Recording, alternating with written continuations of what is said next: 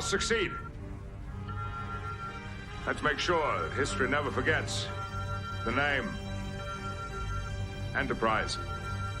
Guard out.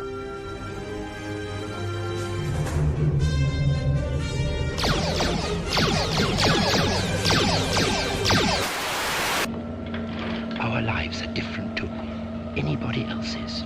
That's the exciting thing. Nobody in the universe can do what we're doing.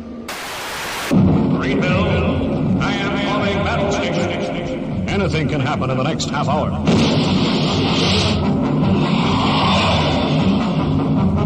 Yes, indeed, anything. Good evening, good morning. This is what they want. Bit of Saturday night, bit of Doctor Who, you know, bit of Rabbi from the planet. I can understand you, ladies and gentlemen. I can understand you. Sorry, I'm just thrown off. I had a whole intro plan, and then somebody sent me a message, and I've got to check to see if I'm in trouble. 1 second. 1 second.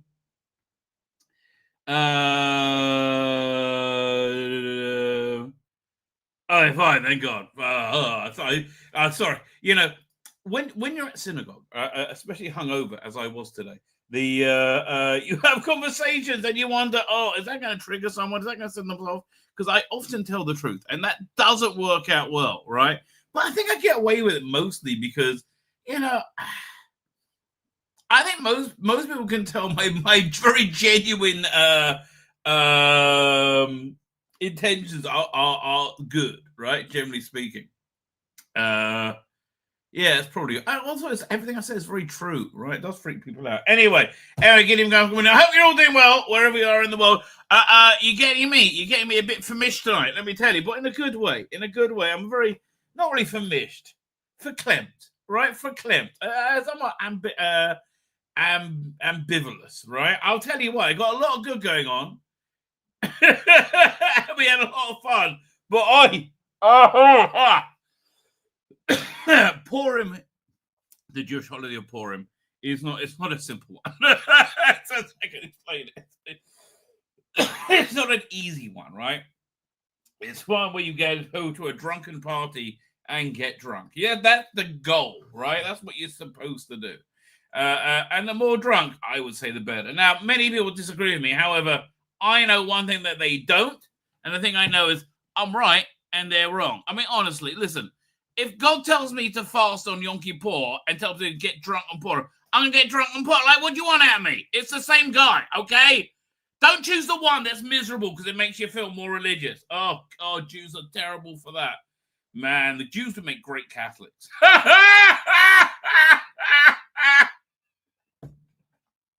They really would.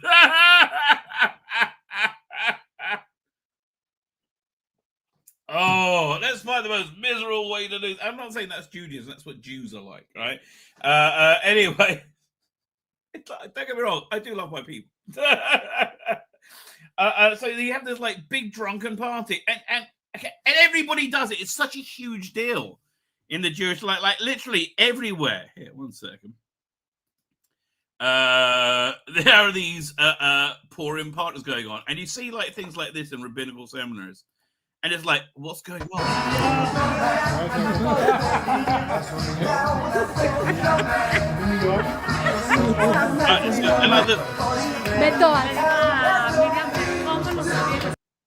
Yeah, this is in Israel. You can do. Anyway, it's a good costume.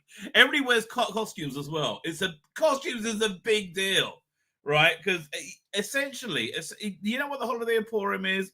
It's the central message of the first Matrix movie, that reality is a construct, right? And that's why we wear costumes, because we go like, what we're wearing is just a construct. It's not real, right? So we just put different ones on and make fun of that idea that it's a construct, right?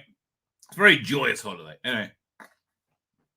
But it's labor intensive. Oh, let me tell you. But here, let me show you Purim around the world. It's so bizarre, right? It's so bizarre.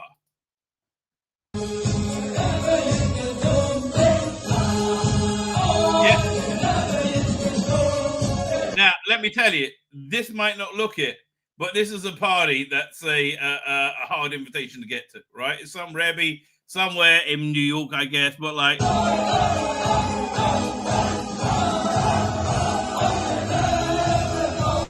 Don't be wrong, we have normal Jews too, but there's a lot like this. But yeah, those hats, you get them when you get married. They cost about in the 90s, they cost about $2,000, right? I don't know how much they cost now, but they're expensive. Anyway, I guess that's the job of being it's everywhere, okay? Like everybody does Purim. Like secular Jews in Israel do it. Everybody loves it. Yeah, 1 second. Doing. Now this is a less hard invitation to get because you're at somebody's yeshiva, a rabbinical ceremony. You can just walk in there.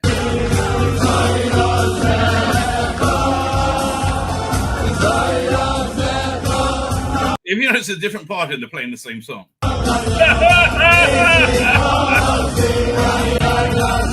Look. We are not a rhythmically blessed people. Let's be fair.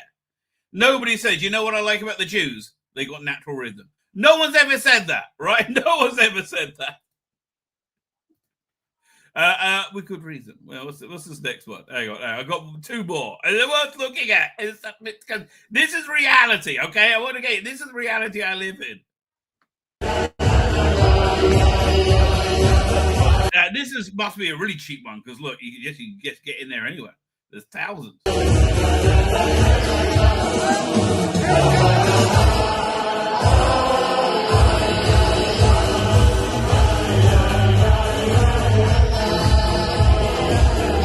Anyway, so the Jews do party. I mean, I don't know how anybody doesn't find this funny. 1 second. And yet the whole world's terrified of us at the same time. I want the job of the guy in the chair. All right, that would be me, right? In fact, people get so fucked off with me in synagogue because where I sit is right at the front where it's called the mishgiach would sit. Right, people get fucked off that I sit there. I'm like, well, what's your problem, mate? I'm morally superior to you. Because what you do is you sense what their real objection is, and then you rub it in their face, right? That will make them explode. Oh, God, it's so good. It's a terrible superpower that the good Lord has given me, right? But as long as you're reasonably intuitive, it's 100% successful, right? If someone's giving you grief, you sense what his real issue is, right? And then you magnify it in his face, right? And it'll be, it's a winning story. Anyway, I digress. I'll be the guy in the front, right? Oh, this is like a high school because you see more people are actually in fancy dress. It's a little village peepery. That's all I'm going to say. Actually, I don't know what it's like now. But in my day, surprisingly little homosexuality, right? Surprisingly, and certainly it was, I didn't hear about it, so it must be like well in the closet, right? Surprisingly little homosexuality. In fact, oh my God. Okay, weird Doctor Who tie-in, okay? So there being weirdly little homosexuality in rabbinical ceremony. It's very, that there is very much in the closet, and Doctor Who. I remember I was reading Doctor Who New Adventures, the one where they introduce Forrester and Quedge, right? And they had this like slug-like being in it, and I made myself a little action figure out of clay, right? But it looked and it looked a bit like a dick, right? And I did so one time. I like undid my flies, right, and put my hand out and put the little slug-like thing out as it looked like it's coming out. Hello, everybody! And somebody walked in as I was doing that. It's like, no, I'm saying it's fake. Really, I'm not. No, come back. That's the fact. Thankfully, I caught up with him, but he was freaked out. Oh, freaked out. Yeah, that's again weird time. Anyway, that's Purim for you. Anyway, so my Purim has been that I've had all my adult kids in. Oh, fuck me. I'm also rewatching the show. What's it called again? Succession, which I really recommend. I so much better the second time round.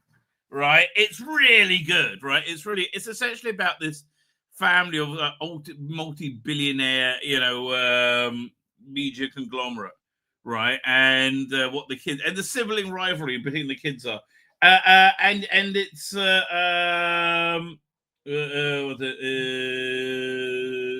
okay, fine. So somebody just said they like the big on but that's good to know. Anyway, I'm losing it. What was it? The kids, yeah, they reminded me. Okay, right, I'll tell you. So it's about the sibling, not rivalry, relationships between these four kind of wackadoodle, very powerful personalities, and it's a very well drawn sibling relationship, and I think that's really the core of the show, frankly. And it's so I like it a lot, right? I do. I think the casting is excellent, the acting's fantastic. My favorite character, Tom Wagon, but I can't remember his name, but played by Matthew McFadden. Oh, beautifully. Oh, with such a weird, toxic relationship with this other character called Greg. Oh, it's so good, right? I can't recommend it highly enough. But having spent the weekend with my kids, I've seen it. Oh, fuck me. They're all grown up. And they're all like these massive, weird... Oh, it's so much. So we had my youngest daughter, Elle, and her dog, right? Lola. It's exactly like Elle, okay? Lola is... firstly, she's this... I don't know, looks like part small dog and it's a bit husky, right? Because she's got all this big husky fur, this teeny tiny little dog that weighs nothing, right? And she's got this thing, and she's so pretty, right? She's got this pretty little smiley face with like black rings around her eyes. And she's so friendly. She always comes and says, "Oh, hello, oh, I like you a lot. Let me show you, I like you, ooh, I like you." She weighs nothing, you pick her up, and she's so snuggly. Oh, and then she runs around. But she is so. She's an insanely needy attention whore. Exactly my daughter, but in a good way. I like not needy, but like my youngest daughter completely emotionally fills whatever space she's in, right? She radiates energy, and the dog is just like another avatar for that energy. It's so bizarre. So with that go, minute my cat smells the dog shit. Fuck me, I'm off. Just came back after 2 days. Oh man, because the dog just left. Then we have my married son, my oldest married son, and his daughter, and his wife, who is French and very good. We like that daughter, and we like both of them, but we like the effect he has on him, right? We kind of agree with her about everything. We really do. It's so funny. But okay, my son, he's a former. He's a very commanding presence, right? He's a, the combat officer. Many times, they begged him to come back and got the chain, and they threw money at him. He said, "No, nothing doing," right? And that's him for you, right? He is very naturally a commander, right? And so we got Alpha Male 1 right there. Then we got Alpha Male 2, slightly more, chilled out with my natural superiority. Anyway, and also I like to see him succeed, so it's a good thing for me. And we got my other son, right? It was just like, oh, he's just so nice to everyone all the time. He's just like, oh, okay, oh, help, let me do this. And then we got my oldest daughter, who is, her cat is an avatar for her. She's batshit crazy. Also, she's very functional, though. I don't really get it. I don't get it. It's like she's in high demand professionally. I'm like, okay, I guess. God bless her. She does very well, right? She moved out. She's got herself a place. She's actually, I'm very impressed with her, but she's a very specific personality, right? And suddenly they're all coming together. Oy vey. Well, and we introduce everybody via a massive piss up at my friend's house, right? So I have a bottle of Cabernet Franc. It was a little bit too dry, but did the trick. Got me nice and blotto. And I crawled home for Sabbath. And then they all come into us for Sabbath. And I thought, by the time, it was about 6:30. I laid down about 5:30. By about 6:30, I heard they were about to start the Sabbath meal. So I should get up, right? I get up. And I'm doing okay. Oh, my wife has so much food. Oh, you have no idea. She had made so much food. Oh, I mean, we've eaten most of it, but it's like a lot. I know. I'm sure the kids have taken a ton. She had, because we want to do after party food. So she had sliders, onion rings, potato wedges. Oh, they're gone. I know I didn't get any of those. Corn dogs and fried chicken, if you wanted, on a waffle with maple syrup. I mean, really, it's like fried chicken and a blowjob, sir. What? Would you like a chicken and a blowjob? Well, yes, I would. I don't really need the chicken. No, they come together. Well, okay then. I'll go for the chicken and the blowjob. Okay. Well, in this case, it didn't come. Yeah, you could have had it without the maple syrup, right? And then and also we got so much food. Like we got like snacks and sweeties and everything all around the house because everybody on touring gives like these little baskets of snacks and sweeties essentially. Like a sweetie? Yes, I would. So we got that, and they're all really good. A lot of it's homemade. I'm like, oh, I love it. Anyway, but everybody's been in. We've all been noshing, so we've been in kind of. However, it's been emotionally a bit fraught. So the way our house is built is my wife, my bedroom, my bedroom is on the main floor with the kitchen and like living room, dining room, right, and laundry room, right. So we're on the main floors, which I quite like, and the kids are all upstairs, right? They got 4 rooms, and as they've grown older, they become like marital rooms where they stay there. So they both got like double beds in there. Anyway, because they were like, it's back to that show Succession. It's exactly what it's like. It's crazy. Oh, I'm not joking. It's crazy. It's like these 4 kids, like, okay, because they grew up there. There's a bunch of shit in the there's a what's the English word? Courtyard. So there's like an area in between all their rooms. I'm like, okay, let's get all that shit cleaned up, right? Because they will say, oh, that's that one. And then we'll say, no, that's that one. And that's that one. So we may just go upstairs and sort it out. Did that happen? I don't know, but boy. Oh, it was very stressful. At that moment, I came downstairs preparing for the show, saying a couple of Hail Marys, saying, that's really not my team. Anyway, then Whitey came back. Everything seemed to like calm down from that moment on. So Whitey's my cat, which I'm quite happy about, right? I'm generally quite happy about. Anyway, if you recall on a previous segment of the Rabbi for Another Planet, right? I'm dealing with like this endless Facebook conversation with I think somebody either developmentally challenged or a moron. I don't know.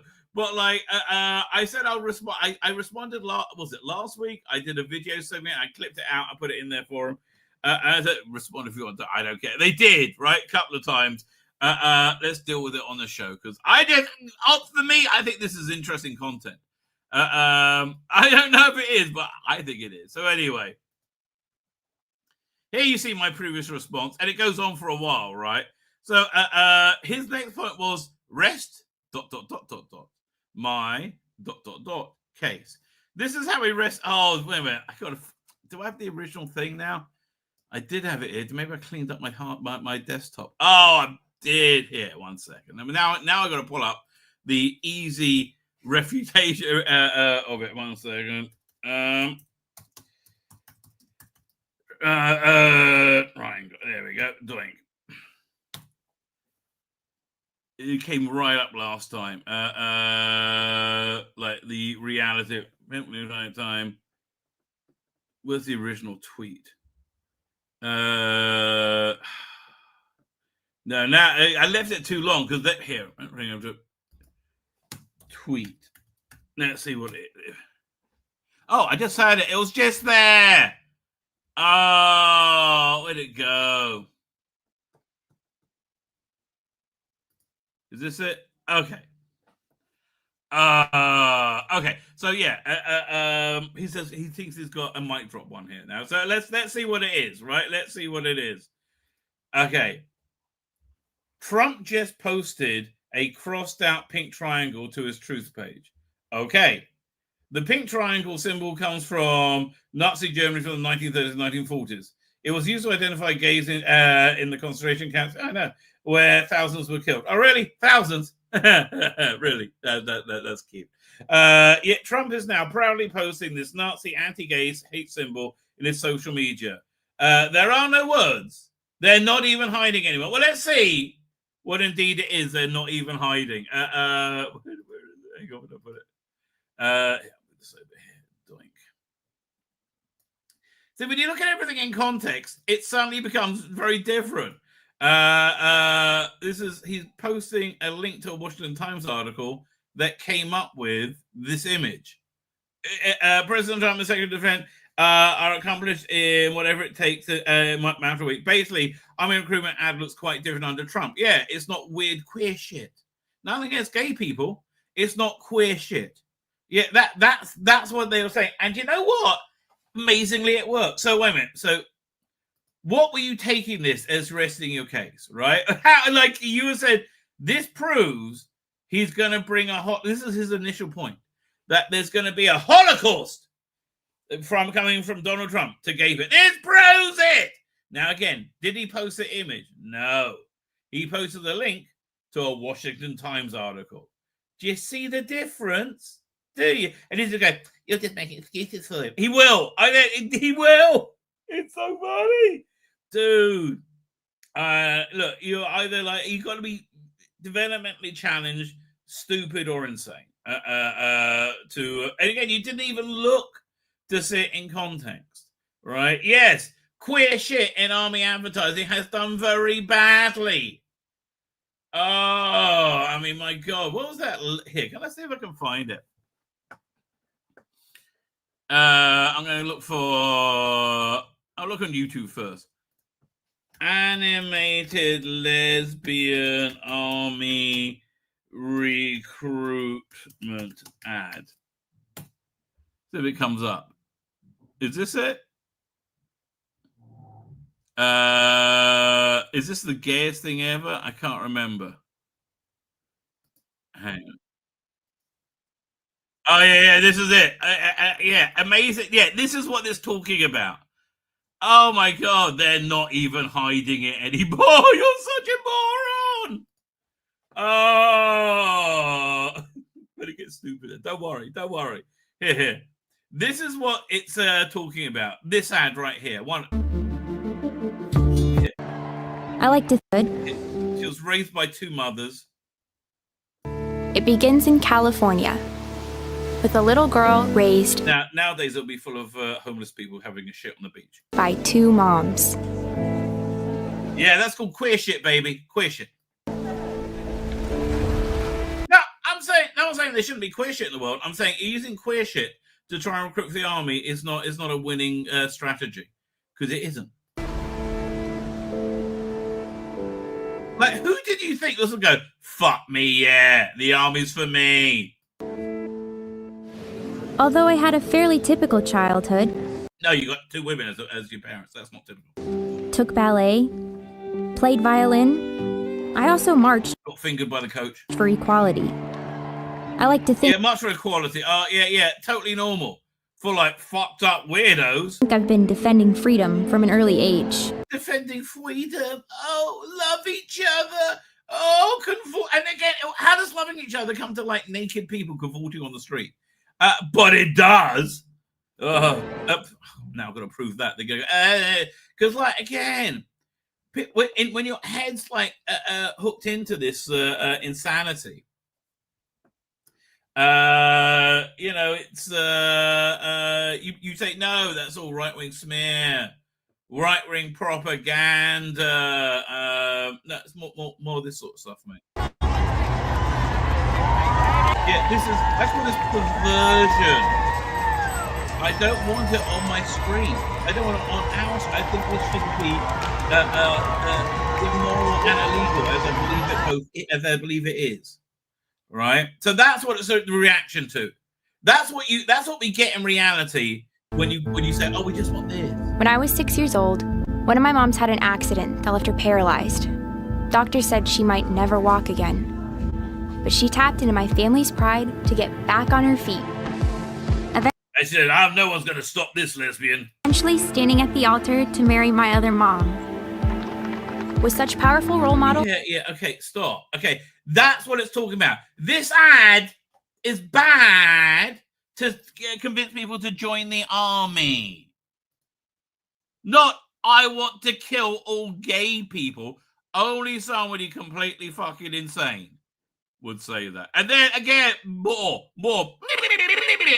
It's insane. It's like over here. 3 weeks later, he replies, I'm not even going. Look, dude. Just repeating what I say makes you sound like a moron, a desperate moron. You know nothing of the reasons of Ukraine. Well, he doesn't. Oh God, he looks at it again like He-Man versus Skeletor. He really does. As most people do. I like who are pro the war. They're like, oh yeah, Putin's a bad man, and we good people for stopping bad man bully, bad man. What about this? Oh, you saying things true means you bad man. You like bad man? You must be bad man. How much bad man pay you? Right? That's exactly what they do. Like, no, it's just like they're all bad men. But like, you have literal Nazi battalions in Ukraine. I don't know what to tell you, mate. That sounds like you're bad men. But again, for him, it's bad man. I mean, they're so dumb. Oh, they're so painfully dumb. It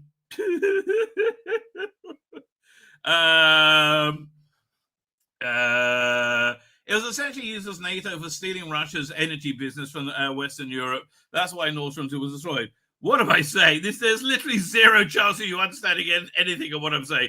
Now, let's go back to my very simple question, which you haven't answered.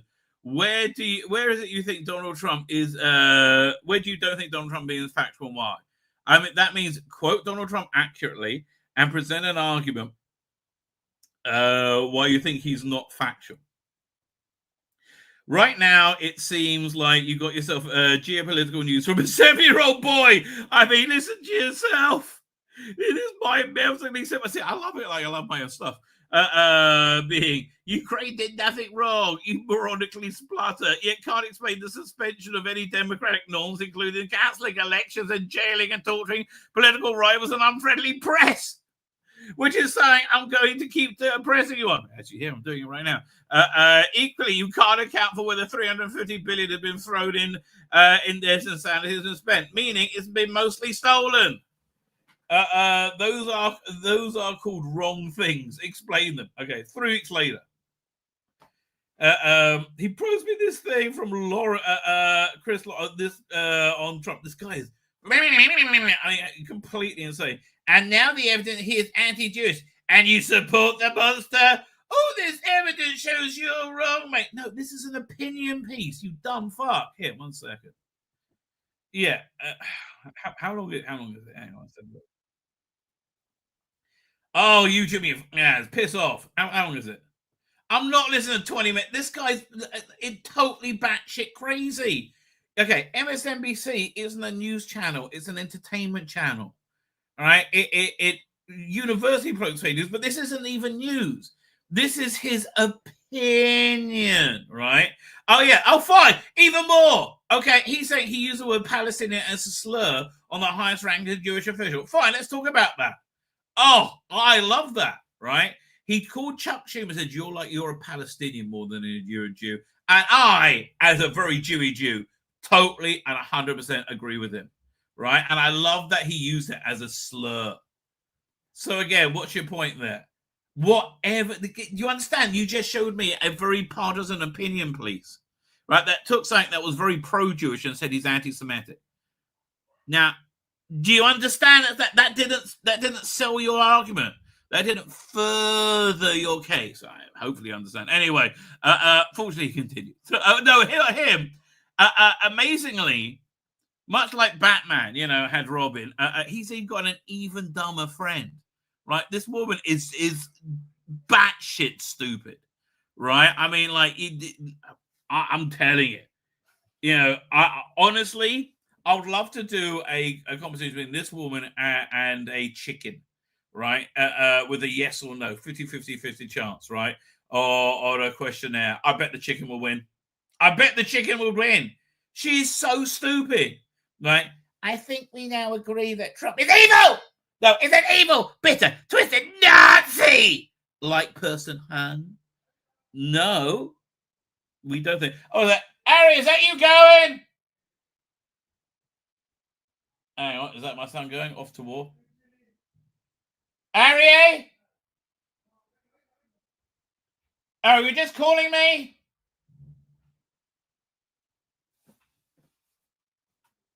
All right, fine, whatever. I don't know what's going on. Anyway, no, how can we all look at what? How do you explain this to a child? Okay, what? I keep trying to think. How do you explain it to stupid? What do you think? Why do you think that?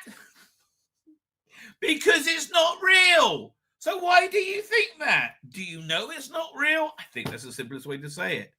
Right? What argument do you think was convincing? This one? Or the MSNBC opinion piece? What is evidence? Again, if you presented something specific in the opinion piece that you feel is evidence, write it out, right? At least I know it's gone through your head and you understand it to a certain level, right? You tell me what you think factually why he's anti-Jewish, really, or even anti-gay, right? Do you see how easy it is to debunk that? I don't tell you. You look like a moron, mate. You look like a moron or somebody developmentally challenged. Or lying. I hope it's just you're lying. Really, I hope you're just pretending to be the stupid.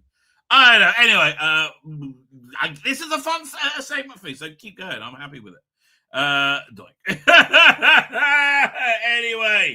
I think that's kind of a good preamble because you get to attack the thorny issues of the day. People are worried about the tariffs. I'm not. I think that actually sounds like a very good idea ultimately. But anyway, what do I know? Anyway, don't go there. There we go. Let us get to the chat, ladies and gentlemen. Oh, what a fine thumbnail I threw together for you yesterday. In an act of desperation. I didn't even know if I was going to stream tonight. I thought I'll still be a bit cream cracker. But amazingly, I'm hanging in there, baby. Would you like to stay and watch some Doctor Who? Yes, Nicola. Okay, so obviously, the ultimate guide to feel good Doctor Who, the ultimate expression of feel good Doctor Who is having sex with Nicola Bryant, right? Whilst on the TV, on a big screen TV in 4K, the scene from the Four Doctors where she's being chased by Shockeye down a Spanish hillside or wherever they were, an Italian hillside somewhere in hills, right? Jiggling in slow motion, jiggling slowly, right? While that's playing on TV. That is the ultimate Doctor Who feel-good moment. Okay? Absolutely. It's Snow White is released to Disney, which it wasn't. Oh, the shame, the humiliation. Oh, how deserved it is. But I do like they're in a TARDIS. At least there's TARDIS wallpaper. I tell you, if you get yourself a wife or girlfriend like that, she might be a keeper. right? Just I put this wallpaper up. I hope you like it. Okay. That'll be weird. Okay, fine. You suddenly start dating Nicola Bryant, right? You're scared to tell her she's Dr. and she turns out to be more of a fan than you. And then it turns into like a fatal attraction thing where she's crazy. Which is like the first third, she's like the ultimate sex fantasy, right? And then she goes crazy. Oh, perfect. Oh, absolutely perfect. She's like in her 70s, and I still think she's hot. I want to tell you. OG's here. Not only starters. How are you doing, sir? Thank you. I'll be late because the Rabbi is feeling good about watching Nicola Bryant. The Rabbi, it always in the back of his head is watching Nicola Bryant. There's no time. There is no opposition on the Nicola Bryant switch for me. Let me tell you. That got turned on by JNT and a very embarrassed costumer. Back in 1985. I'm sorry, when you put a young lady of Nicola Bryant's ample and fantastic build in spandex, heels, and shorts, it makes an impression on a young pubescent lad like myself. I'm sure millions of others. Yes. Oh yes, we've many times we've reviewed in my head my fan fiction, Perry and the Time Rotor of Love. Colin Archer's here. How you doing, Colin Archer? Time Rotor, of course, this little doodad on the side of the console. It's not the thing that goes up and down. Or is it? Did it change over time? PD Rich is there doing PD Rich. A Time Machine over on Dr. Alex's channel. I know the next thing he's got coming up. I don't know if he's announced it yet. But I'm really excited about it, right? There's a line in Heine's Number of the Beast where a character says the first starship was named for a vessel which never existed except in the hearts of millions of fans. Oh, that was cool. Oh, that was really good. Of course, it did exist. I would rather have Stephen Toast or as James Bond. I didn't even know Stephen Toast is. Wait. Did they cast James Bond? What did that? Wait. Let me look this up. You don't freak me out. James Bond, the killer. No, nothing's coming up.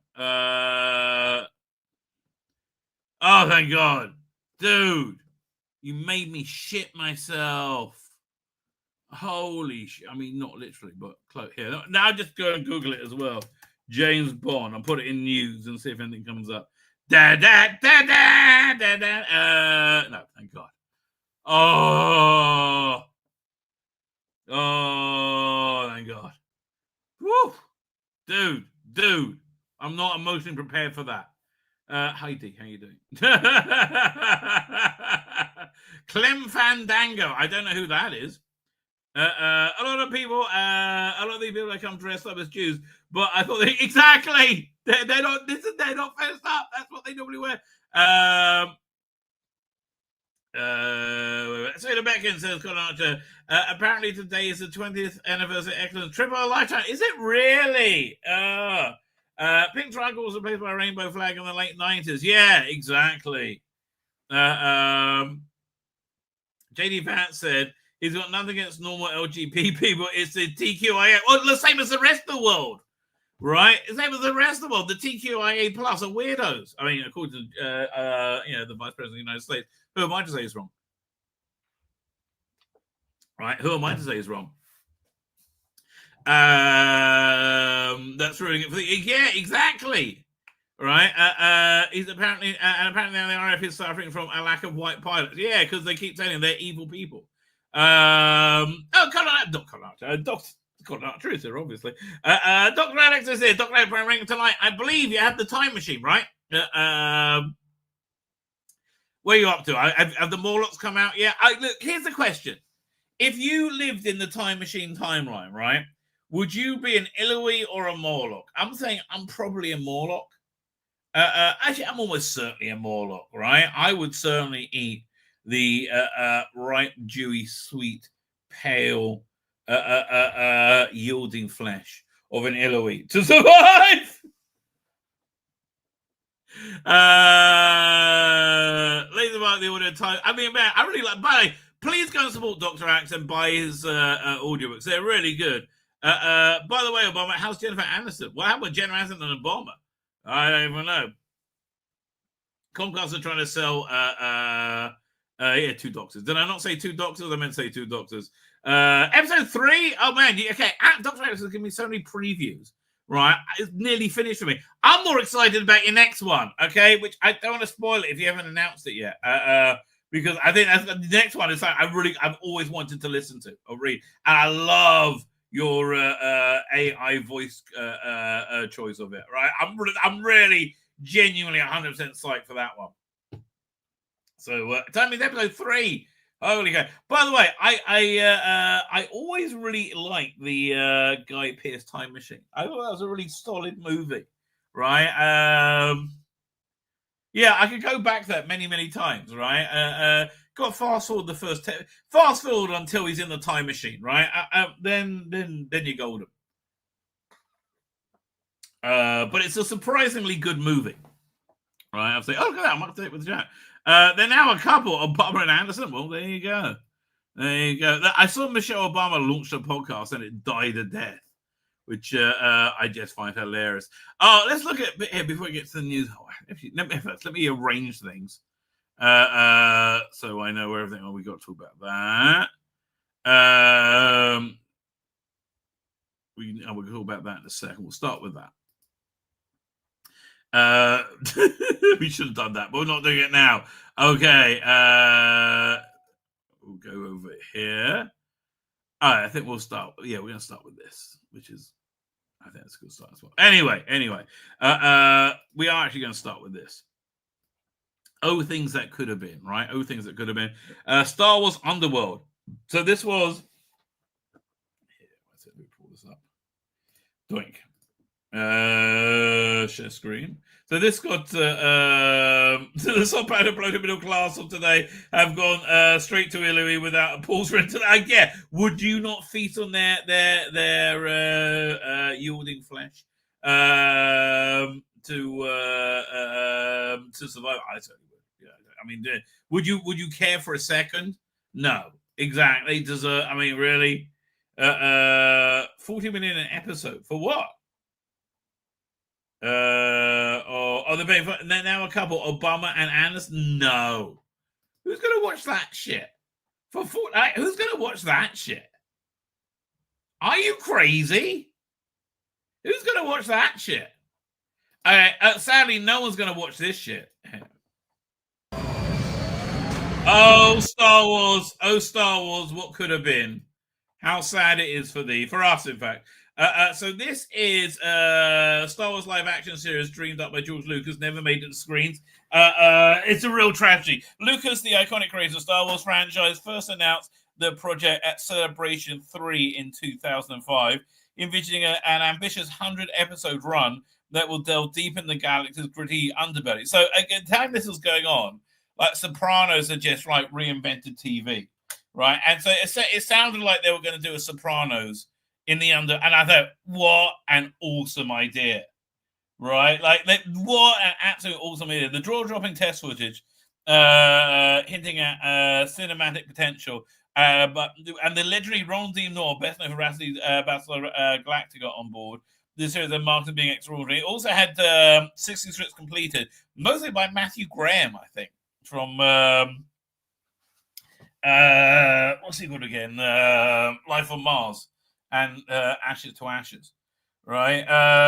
He did a bunch of them, and it was going to have game tie-ins. It probably could have put on. This would have been such a. I mean, if you want to reboot the Star Wars universe, you can't reboot it without undoing the damage, without mentioning the damage. I mean, essentially. You've got the first thing you've got to do is have an enjoyable story. I mean, look, people may hate the J.J. Abrams, was it 2010, 2009 Star Trek? It was an enjoyable cinematic experience. The normie liked it, right? Nobody was hung up on it. It was a reinterpretation. It was a normal cinematic, a normie plus cinematic experience, right? That's the first, the most important thing. Right, do something fun, do something people enjoy, do something they enjoy going to. Don't just rely on your name. Yeah, but I mean, yeah. So this is the test footage that of what could have been. So it looks like it's set in the Imperial era.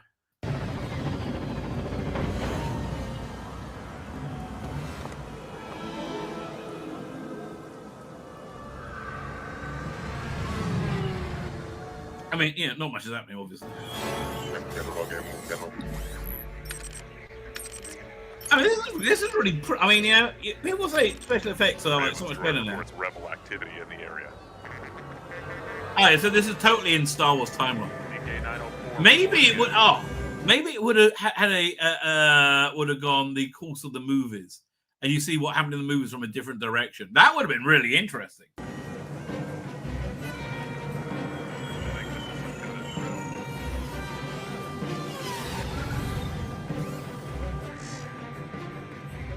And it does feel like one of the video games of the time as well. This is back when I played video games. Like, I played video games when they're on computer. I used to play a Star Wars game. I didn't even have a lightsaber. I was just with your gun. You went bloop, bloop, bloop, bloop. And my kids were like, go pew, pew, pew, pew, pew, pew, pew. As I played it.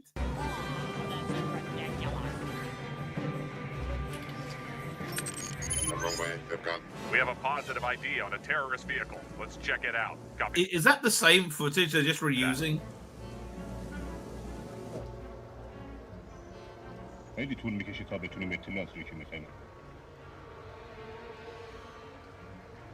kind of does look a bit cheap, but like, what's wrong with this level of production value? It was set between episode 3 and 4, and we're tying to both films together. Oh, that's a good idea. We will need weapons and your best soldiers. We will also need a... I mean, that does a bit look like, what's his name character in Spaceballs? Mel Gibson. No, not Mel Gibson. Not Mel Gibson. Mel. What's his name? Mel... 2,000-year-old man. Oh, God. Okay, 1 second. That I don't remember him as a 2,000-year-old man. Not Mel Gibson. I guess I got Mel Gibson in my head. Mel Brooks. Not he will be really pissed at me if he ever sees me. I know he's dead. But Mel Brooks. Mel Brooks' character from Spaceballs. Team 1, attempting entry into vehicle. Yeah, what's wrong with these production values? They're fine. Again, it's obviously TV level. What's wrong with that? Thank you, Dr. Mel Brooks.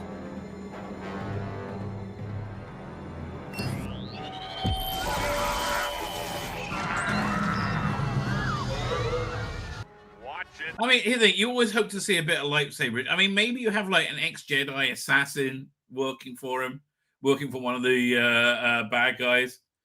That'd be really interesting. Watch it.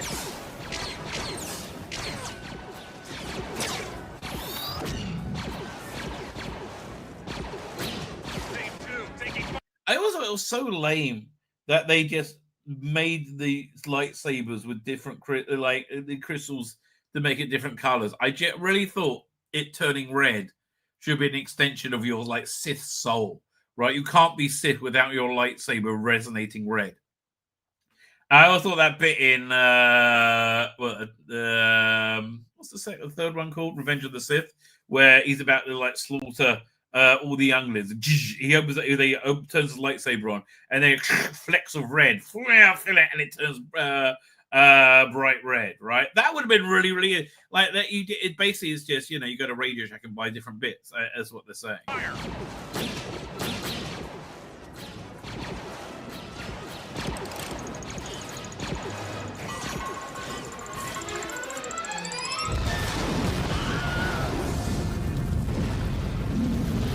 I don't know why you would need to make this test footage. I mean, like, didn't like Sopranos, Star Wars work for you?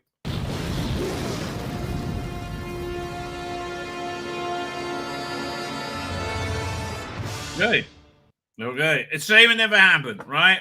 Shame never. Anyway, let us move on. Is this Doctor Who news? Yeah. I think it's really started to sink in that Doctor Who's dead, right? I think it's really genuinely started thinking this era of Doctor Who is on its arse and unlikely to get up again. And I say, hurrah for that, frankly. The only downside for this, there's two downsides. One, I don't have Doctor Who. I haven't had Doctor Who. At least I don't have anything approximating Doctor Who. But it's fine, right? I mean, like I haven't had Doctor Who for 7 years anyway. Or is it 8 now? I can't remember. Right, we haven't had it for so long anyway, and it's better not have something that. Anakin's lightsaber was supposed to turn red as the first episode 3 figure came with 2 lightsabers, and the toy lightsaber came with a change color button. Oh, well, there you go.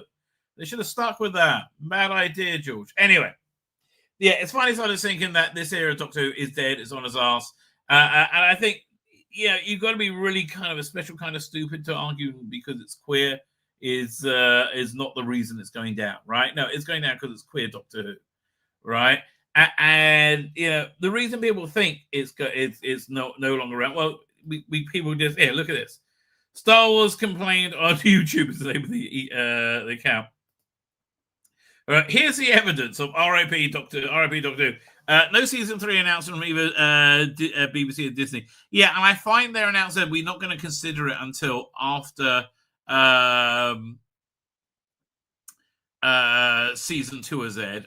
Very suspicious. It's not like the way they normally do it, right? Judy Gatt was talking about season 3 Scrub, season 3 Scrub from the BBC. That was weird. Yeah. And he said he's about to start filming, right? Around now, I think he said. Bad Wolf Advertising Studios were suggesting they dismantled TARDIS set. Yes, they did. I mean, again, sound a bit fishy. No extra special 2025. Yeah, as far as we know, that's very true. Judy Gatt was scheduled to be filming in LA. Well, that's good. Rusty David discussing his replacement. Judy Gatt will remove Doctor Who references on social. I think that's actually a much higher one, frankly. Ratings below 3 million, lower than 1989. Yes, they are. Oh, but people watch TV differently now. Yeah, no, they still don't watch shit.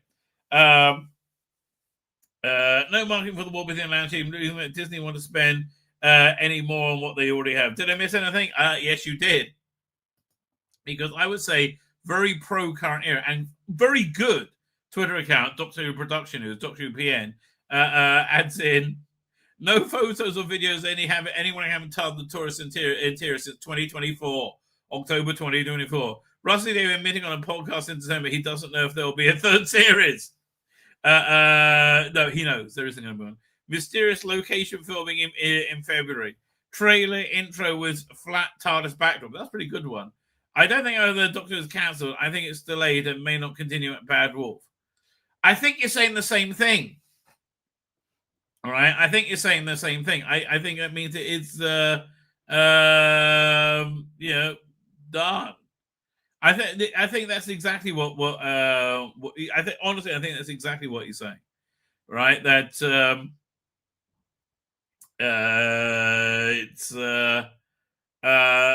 it's going to radically change and it's going to go on a rest. And here's the thing: I don't think anybody knows what format it's going to take if it comes. There's no plan to bring it back, right? They may be working on a plan to bring it back, but we know of no plan to bring it back, which I think makes quite a significant difference, right? I really do. What's that? Let me close that window. Yeah, we covered that. Fine, let's move on to this. Our headline feature, which I found this article really, really intriguing. So I thought, actually, this is quite. I haven't read it, but this is it's actually kind of a nice idea. 10 best good feel-good episodes of Doctor Who for a perfect for a bad day. Yeah, and you know what? Doctor Who can be many things. Sometimes it's just exuberantly fun. Right, let's have a look at what their ranking is. Maybe we'll do our own ranking right afterwards. So, yes, the sci-fi show's got every trope going in time travel, aliens, intergalactic time travel, and more. But somehow, the blend all comes together in a wonderful mix. The show managed to deliver something cozy, comforting, and constantly endearing. So when the day isn't going exactly planned, these episodes could be exactly what you need to turn things around. By the way, if you ever want a sunny rosy there, I wouldn't recommend season 7. It's a bit bleak. City of Death, yes. Ooh, what a wonderful butler. He's so violent. Now, I understand you might be thinking when looking at the title of this article and then the name of the episode, well, no, okay, if you don't know what Doctor Who is, yeah. And then again, in fact, this is a classic Doctor Who attention may perturb some readers even further. But the thing is, City of Death is one of the best Doctor Who stories ever made. Not just in classic era, but all time. I tend to agree, actually. I mean, City of Death is really Hitchhiker the Galaxy, Douglas Adams, right? On firing on all cylinders. And the production matching it. The trouble with the Pirate Planet, the production really couldn't match his insane ideas. Especially the pirate and the parrot. Mr. Fibula! He was always good, though. It stars Tom Baker as one of the most beloved actors ever to tackle the role, but the story is largely set on Earth with art heist central theme. However, the brilliance and joy of the episodes come from the humor, the connections, the fun, and the rules. By the way, I really am liking Pete Mattee's cut down Doctor Who. I mean, I would love to see him do a cut down City of Death. Right, I know people go, oh, sacrilege. I love that you say, oh, I'm going to watch Inferno, but only got an hour and a half. I'll watch this version, right? And he's like the polar opposite of Ben Cook. He's really good. Like he really genuinely knows what he's doing. Like his cuts deliver, right? It's season 25 stuff were masterpieces. I mean, really. Happiness Patrol was a masterpiece. Silver Nemesis was a masterpiece. And I can't believe I'm saying that. Right? He really genuinely delivered. I think he did in the season 7 books as well. I think he could do really good with because there's a lot. Look, the truth is there is a lot of flabby padding in a lot of classic Doctor Who because it's 25 minutes once a week, meant to be never rewatched again. Right, there was a lot of flab, especially when you string 24 episodes together. There's a lot of flabby padding. All right, the omnibus edition of Sharda, for example, they did with the animation, right? Tom Baker and voices and all that stuff, right? The episodic one is somewhat turgid, right? But the movie length one, the cut down, is really very watchable and enjoyable. Anyway, I think an hour long, maybe less City of Death would be kid awesome, right? I would really like that, and I think that'll make it much more accessible. Then also add new special effects, make it widescreen, all that stuff. Expect a piece of writing, and the episode that came out of sets the tone for the series in a wonderful way. Not really. But you've been hesitant to jump into classic era until now. This wonderful place to start. It really is, right? And when they're doing the watch-alongs, I really wish they did that one, classic one, and had Rusty Davis enthusing about it. People would have got people into it. The Lodger, look, great set. I don't even remember what this episode was about. I really don't. It was kind of a fun character piece with Matt Smith and James Corden, but James Corden, it's just kind of like loathsome because he's such a pussy. Great set. I do like this TARDIS-like set, even though it wasn't a TARDIS, as I recall. It just everybody assumed it would be, but it's not. But yeah, great set, great design. Moving on in, Matt Smith. I mean, Matt Smith makes everything a feel-good episode, really. 11th Doctor is responsible in some ways for the most brilliant moments in the show, with plenty of humour, heart, and joy along the way. Yeah, I think his season 1 finale when he comes back, that's so joyous, right? It's Amy's wedding, something blue, something borrowed, something blue. Now we got to watch the clip, okay? It's too good not to watch. But I always start it way too early, right? I got to remember to start it later this time. What are we up to? Doctor Who. The TARDIS. There was Doctor, not Asylum of the Daleks. The Lodger. I'm sure we're going to have this one. Where was it? The Lodger, the Weather Revision Song, God Complex. Maybe I don't have this one handy. What was the Lodger? What series was it? Oh, the Lodger. There you go. No, I'm looking at the wrong thing, though. Big Bang. Schmuck. There you go. The Pandora cut is... I mean, yeah, this was just perfect. But And it ends up really with a great cliffhanger as well. Okay, we all know what's happening, so I don't feel like I'm spoiling it. Yeah, I always started way too early. So I'm good.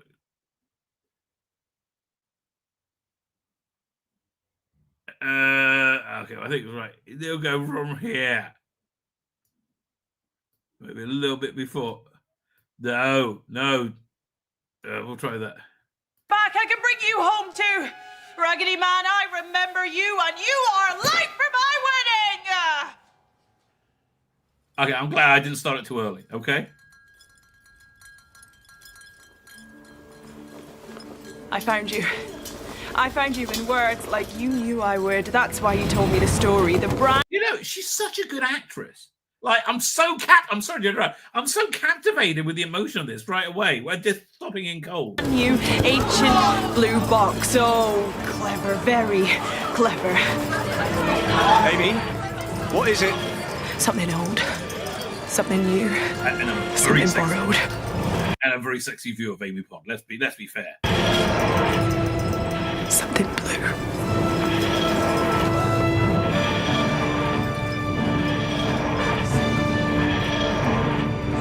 It's the Doctor.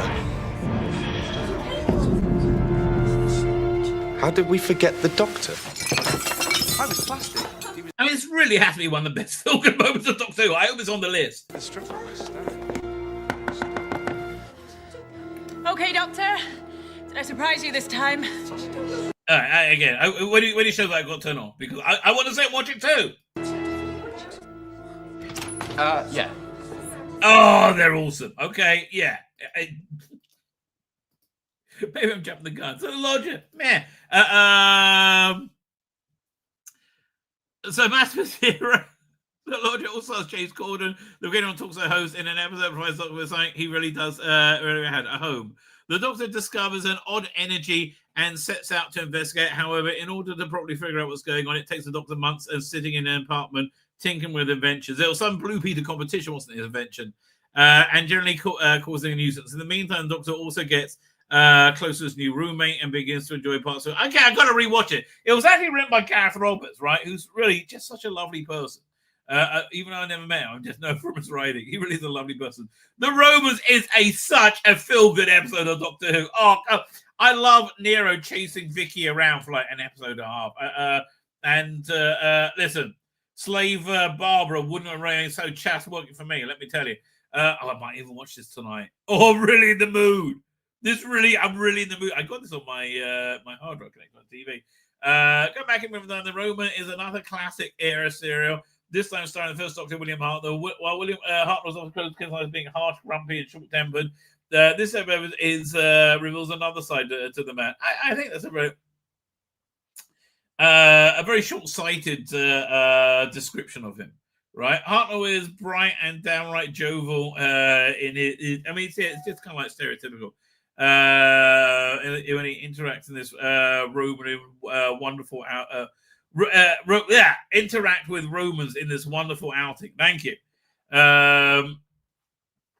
Also, it also leaned more into comedy for the first time in the show's history, which allowed the actors to be a bit looser, and it really did work. Yeah, it really did work.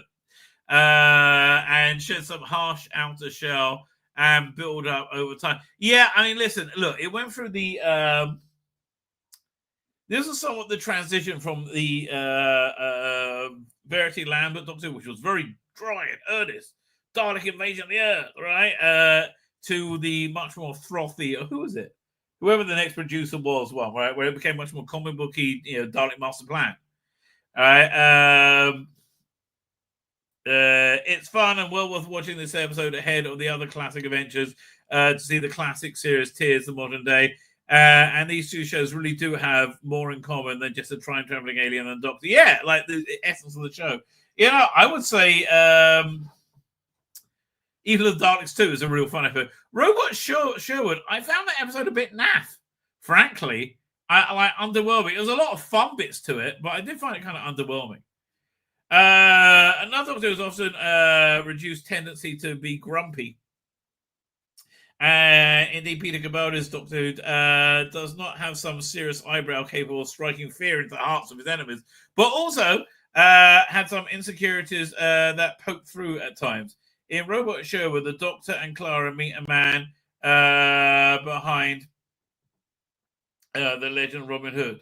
Of course, this is exciting for Clara, who is a teacher. Well, she wants to go there. She knows the stories of Robin Hood well. However, the Doctor is made to feel somewhat inadequate. And so he sets to proving his own I can't remember that, but it didn't really work. Right?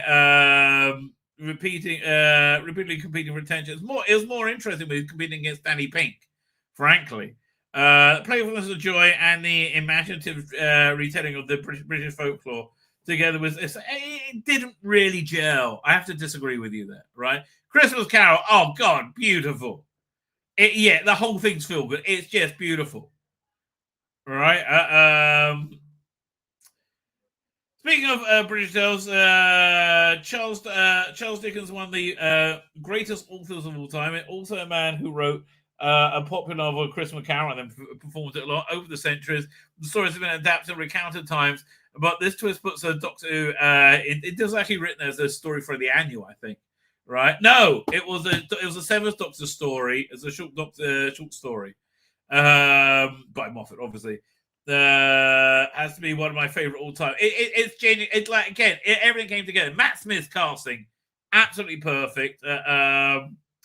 You didn't really need Amy and Rory in this, but you just got a nod. But then you got what's his name, singing detective, Dumbledore. What's the guy's name? Whatever. I'm trying to remember. I can't remember. It's not important. And then you had the opera singer. And again, the design was so beautiful, right? But I found the whole thing very uplifting. I really did. Definitely the best Christmas special. Matt Smith, the 11th Doctor, meets a young boy named Kazan. Simultaneously, due to time and wine stuff, the Doctor also meets Kazan as an old man. Played with expertly Michael Gambon. Thank you. Screen rap. Bloody hell. One time you're useful. And finds to be a very different person, hardened by difficult experiences. The Doctor becomes the ghost of present, past, and future, and seeks to open Kazan's heart again. And the wonderful. It's wonderful. I mean, that whole year of Doctor Who is wonderful. Probably the best of the new era. Silence Valley Forest Dinner. I wouldn't call that a feel-good episode at all, frankly. Like, I don't find the River Song being saved in a. Actually, we should try and find that trailer. River Song being saved and being a digital version of her. That edifying. Frankly, I was like, oh, you mean she's dead? That seems to be what's happening now. One second, let me see if I can find the trailer. And there's a new Seventh Doctor called Fast Forward. Oh, really? Hang on. Is this? Oh, I'm really bummed out if it's still got the recast Harry Sullivan and what's her name? I also got Eleanor Crooks, right? I just felt wasn't very good in the role, right? It's one of the new ones with Sarah Griffiths, which I just find so weird. I just find so weird. I kind of vaguely heard the idea of doing more stories with Mags, right? How is there not a trailer for the new River Song thing up on their Twitter feed? Right, I don't understand. Like, what on earth are they thinking? Like, you should have all the current trailers. They're at your fingertips. It's mind-boggling. It really is mind-boggling. Is this it, or is this more Cyberman? I'm going to give up looking for it, mate. I'm looking at the website quickly. When's this coming out? June 2025. Oh, thank God. It's another one I can miss it. I'm really happy. Oh, I'm really happy I can... it's more Sullivan and Cross. Oh, God. I thought they got rid of these two. I'm so happy they're gone. Oh, fine. So, yeah, again, this is one I can really miss. Here, what was I looking for? Let me see if I can find the. I'll do one last thing. I'll look at their listing, and they don't even have the listing of the trailer there as well. Yeah, I'm sorry, I'm not going to help you. So apparently, there's River Song as a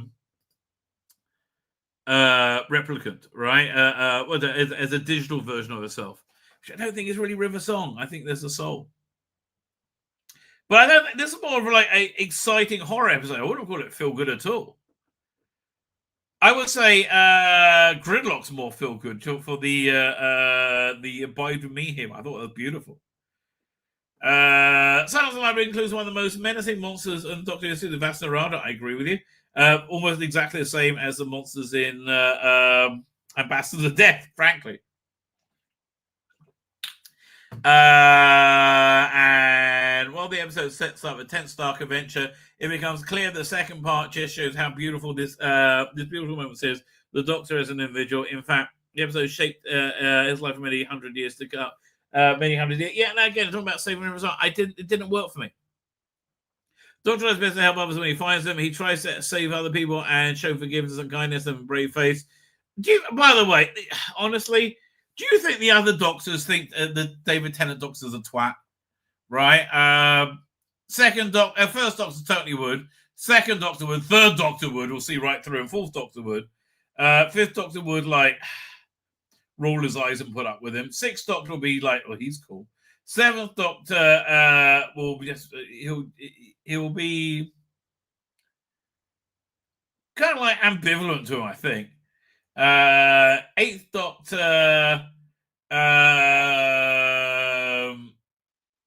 would like him initially, and then he'll just he'll just irritate him after time. Right? Ninth doctor would hate the 10th doctor. 11th doctor, they pretend to like each other. And 12th Doctor, probably not. I don't know. I wouldn't like to say. So many members, they are already in a spectacular time. These episodes also find the incredibly important River Song for the first time. Yeah, also River Song is a bit meh. The Chase is a feel-good episode. Like, every episode is fun and silly.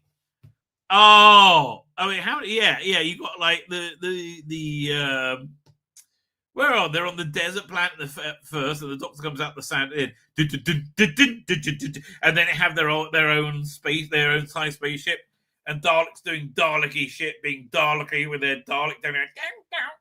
You know, they're like, I love their time ship. They're suddenly equal to the Doctor. And let's go on the wackiest places in the world. We'll go to like a horror world. Now, by the way, I've always explained that. I think a bit of fan fiction really helps this chase. When they go to the horror episode where there's Dracula and whatever it is, right? And they're all obviously very fake. They're like, I want to say it's a like a resort like place, right? Where people can go to these games where it got out of control, right? Like Westworld. Right, and now they are actually. This is like what's left over. They are dangerous.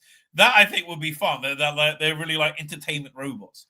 But again, you know, what can you say? Season 12, 13, 14 is the end of Doctor Who. The fight. Well, I think it wraps up. I haven't finished it yet. Oh, I really want to be on top of that for when they have the new season comes out. When Cynthia left the TARDIS, it was a difficult moment for her grandfather, but he also recognised it was time to move on and seek her own. However, in the chase, the Doctor has to say goodbye to dear friends who he's grown to love and respect, Ian and Barbara.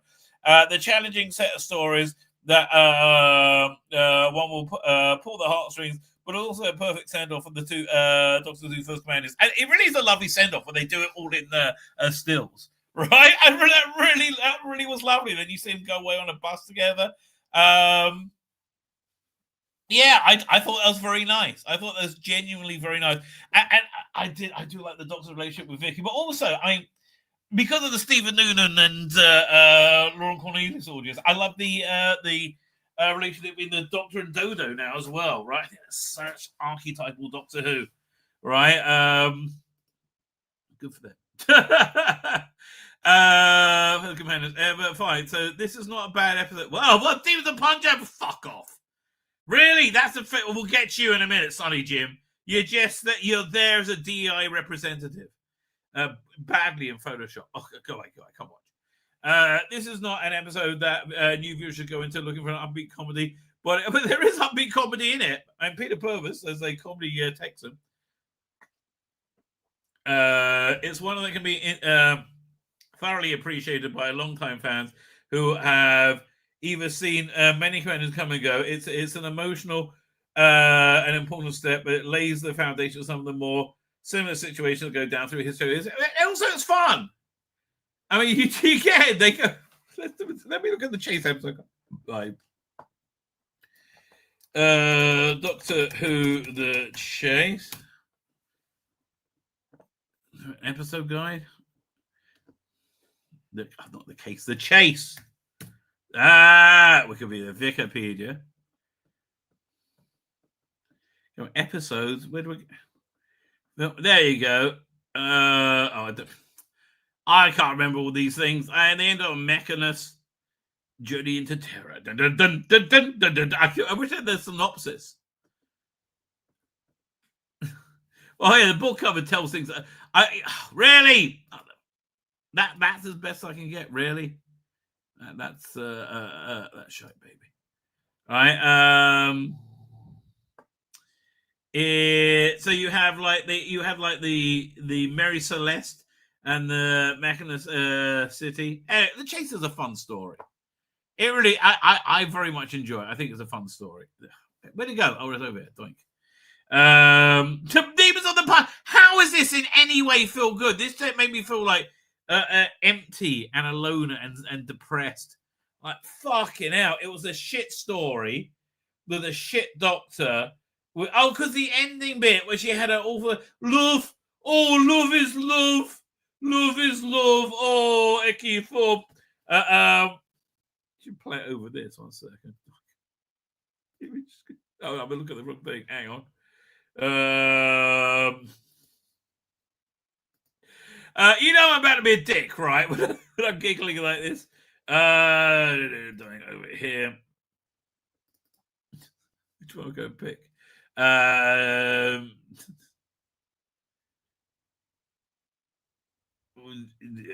don't know which one. We'll go for this one, I guess. 1 second. So her speech was like, love is love. Love is so pure and open. Oh, we should never hold back the strangers of love. It would be awful if love wasn't allowed to be love. Oh, love breaks every bond. Yeah, this is where your bullshit ended up, you fuckwit. Oh, hey, can I get this on screen? Ugh. Thank you. It's just an awful story. It tells you nothing. Well, the Vince and the Doctor, I found, even though, it dealt with his mental illness, it was a really, generally speaking, an uplifting episode. Right? I think, look, Matt Smith and Karen were just an uplifting couple. They really were. You put them in anything, but again, it was sort of their first season where they were on such a creative high and they were doing so well. What's the last time the show was doing so well? I would say season 17, where it was so happy being itself. I think probably 2006 as well. Talking about stunning visual episode of Doctor Who, another Matt Smith adventure stands out, highlighting one of the show's greatest underrated talents of all time. How is he underrated? Paintings were like tens of millions, hundreds of millions. Vincent Van Gogh. The Doctor and Amy Pond meet Vincent when he's in the middle of a rough patch. One that stated is early in life that will continue until his dying day. Yeah, sadly, despite being praised as one of his most influential and greatest artists, Vincent was mocked at his time. He was, right? It's the episode that has a monster and a thrilling narrative. It's an invisible monster As a sci-fi monster, thrilling now, but beauty behind it comes from the story of Vincent, the troubled man who sometimes faces tremendous stress. But the framing of the episode provides a visionary artist with a perfect send-off. When I went on holiday to we went to Paris and Florence and Rome with my kids, lovely vacation. But we went to Musée d'Orsay just because of that, and it was really good. It may not redefine history, but it serves as one of the most touching moments of Doctor Who. That I tend to agree with him. That is a very warm moment. Now, this bit, I assume they're going to be talking about the. We're going to watch the clip. We're going to watch the clip of. Here we go. Doctor Who. Of where the 10th Doctor. This is where the 10th Doctor did very well. Meeting Sarah Jane without her realizing who it was. I found that actually here. Let's watch that clip because it's delightful. This is it. It's so young.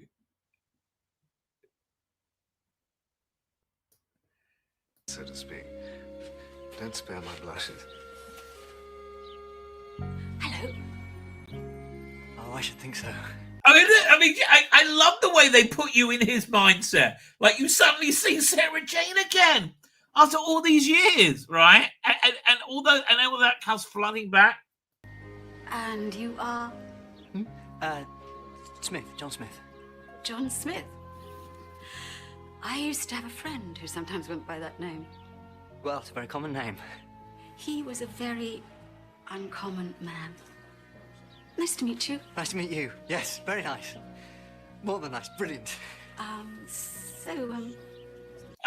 nearly crying watching this. This is beautiful. Have you worked here long? No, it's only my second day. Oh, you're new then. So, what do you think of the school? I mean, this new curriculum? So many children getting ill. Doesn't that strike you as odd? You don't sound like someone just doing a profile.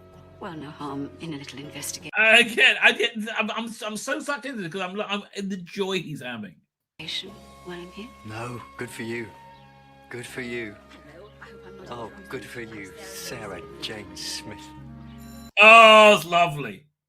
Right, I'm sorry, that's just lovely. then it got even better and K9 in it. Oh, mate, what a lovely episode. So they only put 1 foot wrong in this this one so far. Finally, last entry on the list. Also, what? I have to look for the episode, see if we can add anything that. Finally, last entry on the list combines the older with the new, with David Tennant when he sees his young and agile Doctor Who meeting dear old Sarah Jane Smith. Sarah Jane was one of the most influential companions of the classic era, having travelled largely with the Fourth Doctor. Now not an elderly woman. That was not an elderly woman we just looked at. She meets her old friend. She's a mature woman. Meets her with a fresh face. It's a wonderfully told story, and Tennant was a perfect actor. Yeah, okay, I agree with you. He grew up watching Doctor Who, which allowed him to explore the genuine emotions in his time with Elizabeth Sladen. And for some of the most heartwarming, feel-good episodes of Doctor Who. This is just the start with more than 6 years to dig into. Oh, okay, that's kind of optimistic. Doctor Who episode guide. Doctor Who. I'm gonna give that a gold star for Screen Rant episode guide. Doink. Doink. There we go. Episodes. Where are they? Fine, we do it this way. Oh no, Daleks, no. Age of Structure, certainly not. Marco Polo, no. Keys and Maris, nearly. Aztecs, nearly, but not. Sensorites, no. Raid of Terror, definitely not. Planet Giants, no. Dalek Invasion, no. Rescue the Romans. I always put them together because they came out on video together. Yes, Romans is glorious. Crusades, I really like the Crusade. Is that a feel good? No, it's not. Web Planet's not a feel good episode. Space Museum certainly isn't. The Chase, I find the Chase, yeah, and also the Time Meddler. Although it's a bit. Time Meddler would be a feel good episode if it didn't have quite so much Viking rape in it, right? That was a bit too much Viking rape for it to be a feel good episode. Nobody feels good after watching Galaxy 4. They feel dirty, right? I Am Varga, Mission to the Unknown, no. Mishmakers, no. Dalek Master Plan. Yes, that probably is a feel-good story. That's totally a feel-good story. It's more like Star Wars feel-good, though. Massacre, certainly not. The Ark, no. Celestial Toymaker, no. It's not feel-good. It's too weird. It's too unnerving. Gunfighters, nearly. Gunfighters should be playful more for comedy, right? It should have been more comedic, and then it would have been a bit better. Savages, I don't think so. That's coming out soon, isn't it? I'm not interested.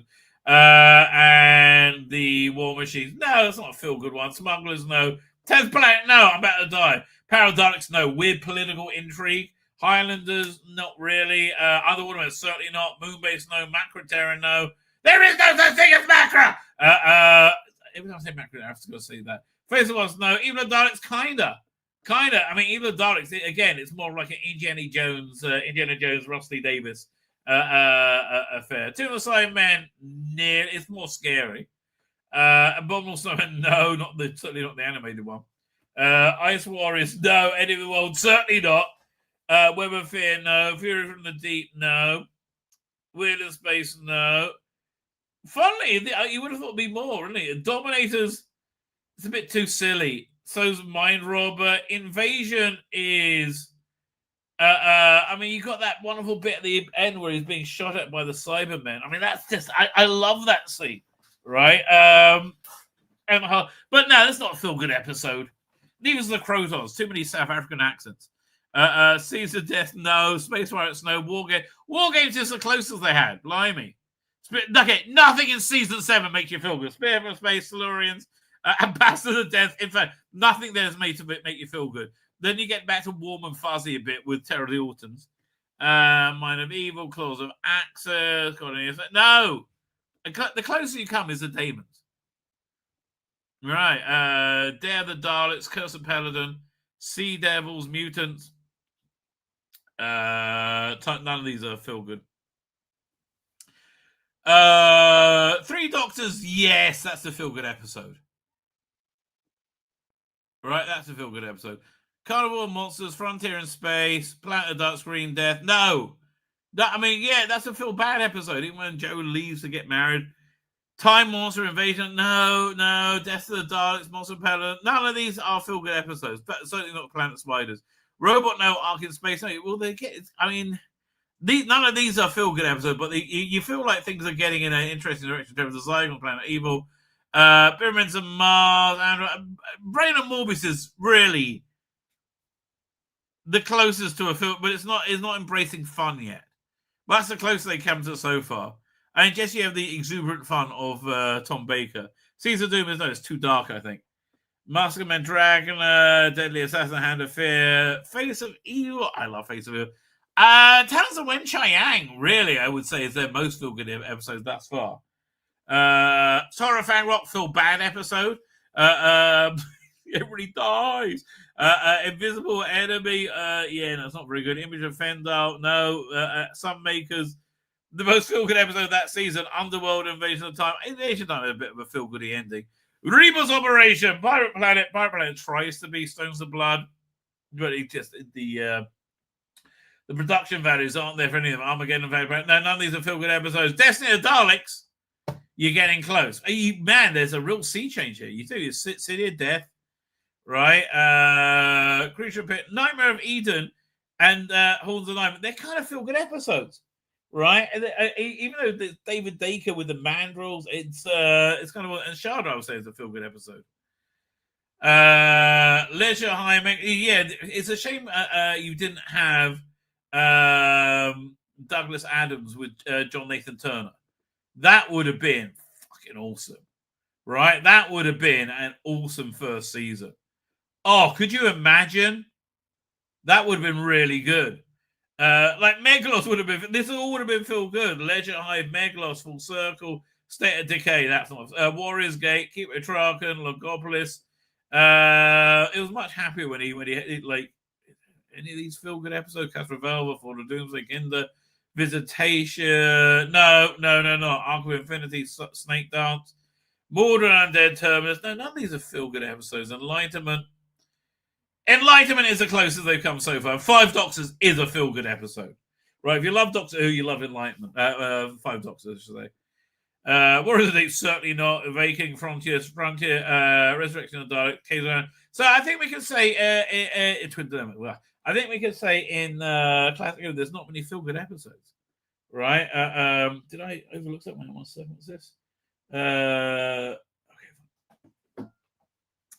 Mark of the Rani, 2 Doctors. Well, there's scene where Perry's being chased by. I think. Wait 1 second. Let's see if I'm correct about that. Do you think this will be characterized as a feel-good episode?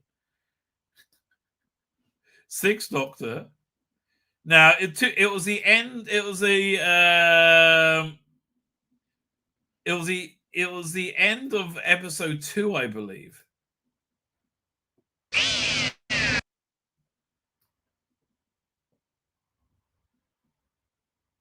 Isn't it? Oh, yeah. Okay, so the ultimate feel-good Doctor Who moment will be having passionate sex with Nicola Bryant while watching this on slow-mo, right? I mean, not this bit. I mean, it's a bit funny. Yeah, this on slow-mo in HD. Oh my God. I mean, I have to. I've actually come 3 times while watching this right now, as is normal, right? One of the greatest scenes in Doctor Who of all time. Telly, she's very lithe for being in those hills. Good for her. Oh, she goes down. This does get a bit rapey, doesn't it? I mean, yeah. I forgot quite how rapey it gets. Okay. Yeah, but that would be my ultimate feel-good moment. And I think I'm right to that, right? I think I'm right to that. Skip the bit in the basement. That was like the one scene. What's the bit in the basement? I don't know, about 10 minutes ago. So again, 2 Doctors. These are feel-good episodes. Ultimate Foe. They're trying to do that with Delta and the Bannerman, but it's too shit. Happy Mistress, don't know. Greatest Show, no. These are just weird and hip, I would say. Ghost Like Curse of Fenric Survival, no. Okay, the TV movie, yes, weirdly enough. Hang on. There we go. But, okay, feel-good episodes. I mean, they're all kind of feel-good episodes at this point. End of the World, Unquiet Dead, Aliens Like World War 3. Yeah! I would say all these 4 are, End of the World, Unquiet Dead, End of the World. They're all feel-good episodes. As is the Empty Child Doctor Dances and The Parting of Ways. Wow, I didn't realize. Christmas Invasion, yeah, feel-good episode. New Earth. Tooth and Claw School Reunion, Go in the Fireplace. Idiot's Lantern, Impossible Planet, Satan Planet, Love and Monsters, Army Goes Through. They're all feel-good episodes. Runaway Bride, Smith and Jones, Shakespeare Co. Blimey, that's a real. Do you see it? Wow. Shakespeare Co. Gridlock. Human Nature, Family of Blood. Voyage of the Dam, Partners in Crime. See, I'm not putting everyone, but A Doctor's Daughter. They're all feel-good episodes. They really are. Wow, I really didn't realize. Stolen Earth, Journey's End. Next Doctor's feel-good episode, Planet of the Dead. None of the rest. Okay, 11th Hour, feel-good episode. Beastlow would be if it wasn't so shit. Victor Daleks, no. Time of the Angels, Flesh and Stone, feel-good episode. Vampire Venice. Amy's Choice, Hungry Earth. No, not Hungry Earth. Vincent the Doctor, The Lodger, apparently, Pandora and Big Bang, I would say are all feel-good episodes. Christmas Carol, ultimate feel-good episode. Impossible Astronaut, Day of the Moon, and feel-good episode. Black Spot, such a feel-good episode. Right? Doctor's Wife, a feel-good episode. Goodman Goes Well if it just made more sense. Who Waited, not really. God Complex, not really. Closing Time Wedding with a Song. The Doctor with the Wardrobe, not really. Asylum of the Daleks, Dinosaurs on a Spaceship, A Town Called Mercy are all feel-good episodes. Snowman, Bells of St. John, Rings Accident, even though it's shit, are feel-good episodes. Hi, no.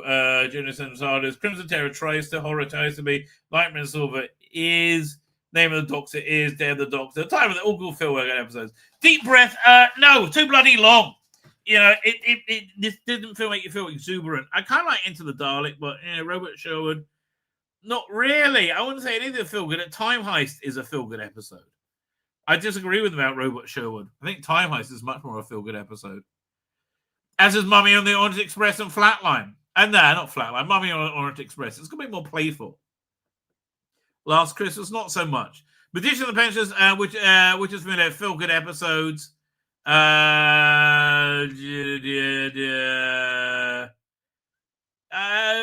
Husband's River Song, Return of Dr. Mysterio. It's not really directed very well. Pilot is a feel good episode.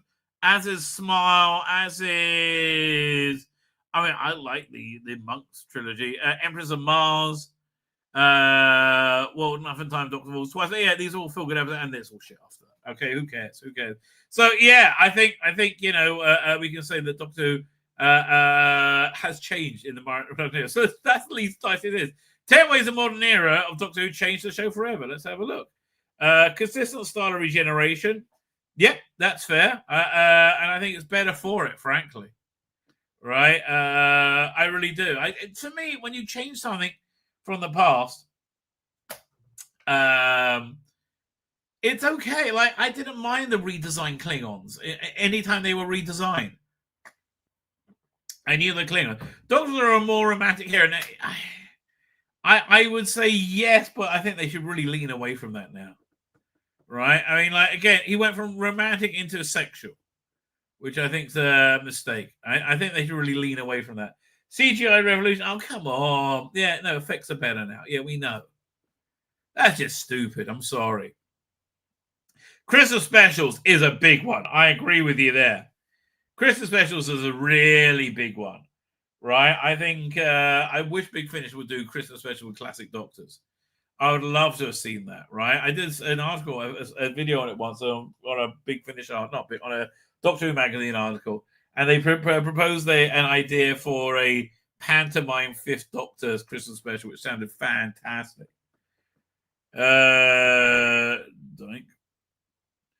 Doctor Being Anyone? No, it's shit now because of it. Yeah, no. You say Doctor Be Anyone, and you proved actually no.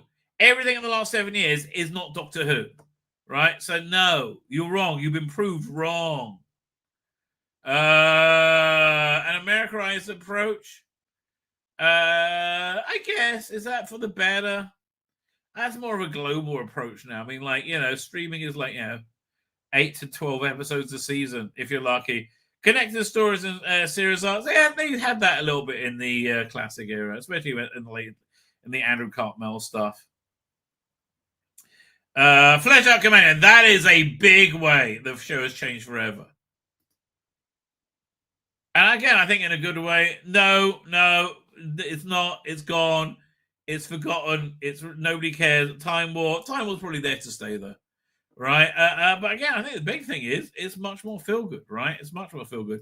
I'm going to wrap up. I'm kind of cream cracking. I am not back tonight on Dan's channel. I'm actually get the night off. I'm going to have not have to get to bed at midnight or 1 o'clock tonight. I might not be a zombie in the morning. I'm quite looking forward to it. Okay, with that, ladies and gentlemen, I'm heading off into Chris, good morning, sir. How you doing? I'm heading off into why can't modern Who be this good? I don't know. No. I'm heading off into the sunset, ladies and gentlemen. I will be back tomorrow. What am I going to say? I don't know. It will be controversial and pure evil. That's my prediction. Anyway, with that.